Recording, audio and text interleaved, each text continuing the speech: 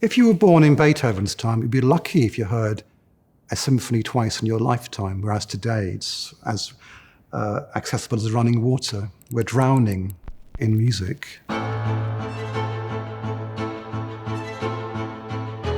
We in the West have tended to have a misconception that history of music is a history of works or composers.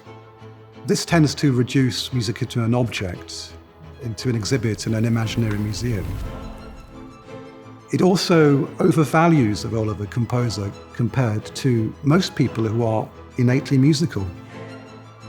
And I wanted to get away from the usual thing of which composer wrote what piece at what time, to see the bigger picture. We're in a kind of moment of the global, of the universal. And music is absolutely universal.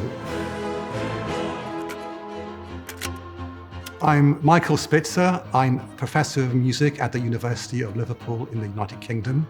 I've written a book called The Musical Human, A History of Life on Earth.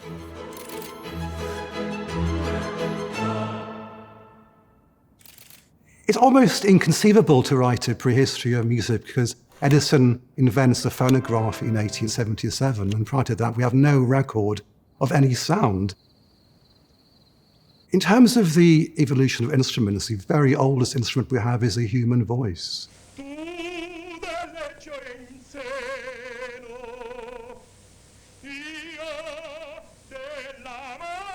We also have lithic instruments made of rock, such as stalactites, or the famous rock gongs in Tanzania. But the landmark is a discovery of bone flutes, flutes made out of the bones of vultures, and they're dated about 40,000 years, and they were found in the South German caves.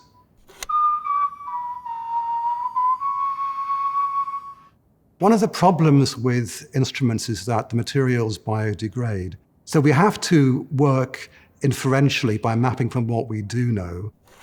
If you're looking at the broad picture of the evolution of sapiens, then the epochs are hunter-gatherer, farming community, and then the founding of cities and city-states.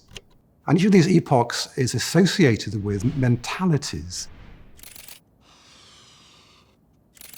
So hunter-gatherers tended to be nomadic, and if you're essentially journeying through a landscape, what you don't do is carry heavy instruments. Music has to be portable, ideally just a voice, or if not, a very light flute or a small percussive instrument. And if you look at the music that is played by the Cameroon Pygmies, every time they play a piece, it sounds different.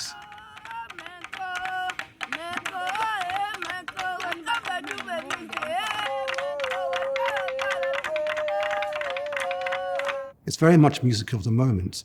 Now, what changes when you invent farming?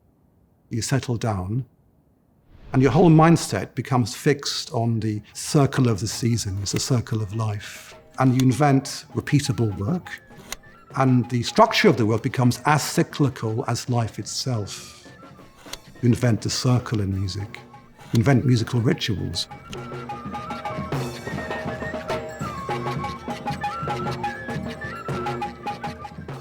And once music migrates from the farm to the town, certain changes happen. Instruments can become heavy because you start to set quite permanent roots into the town. You create heavy instruments like bells and gongs, but also very delicate ones like harps and lutes, which will be damaged over a journey. And music's function now also changes with the growth of social hierarchy. The job of music is to be a handmaiden, to serve the power of the prince or the church. And musicians become professionalized, and their job is to create music to be listened to for people with leisure. And this is the origin of what we call concerts. To have a concert requires leisure, requires money, and oftentimes it's the aristocrats or the upper middle class who had the time to sit back and enjoy music performed for them. For most people over millions of years, that doesn't happen. Away, hold away, together, away. So the rule is that most music was performed functionally, as we say, whistle as you work. Away, hold away, hold away, Joe. Also, it was performed in a participatory way, so there was no distinction between those who create the music and those who listen to it. It was the same people.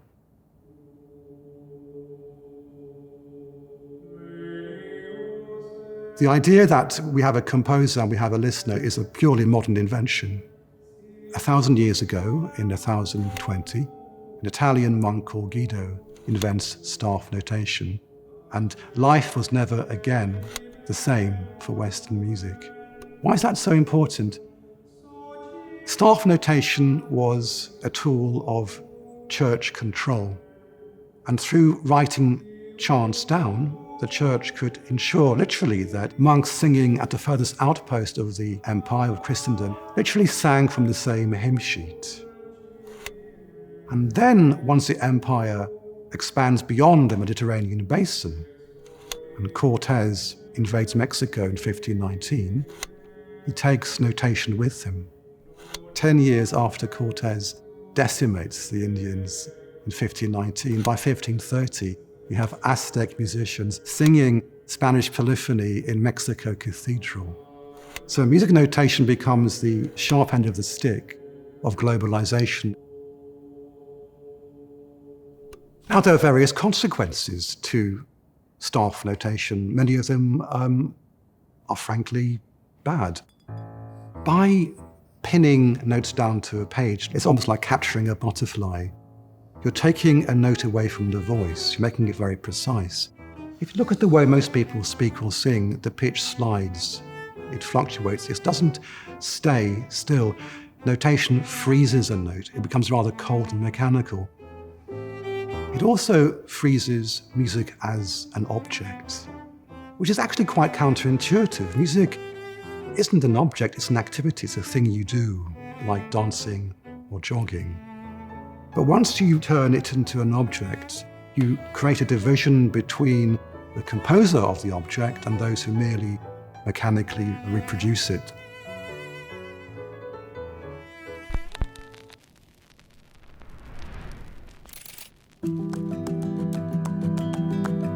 We're regaining the participatory condition of music, which was the norm thousands of years ago, where we all had an equal stake in creating and enjoying music.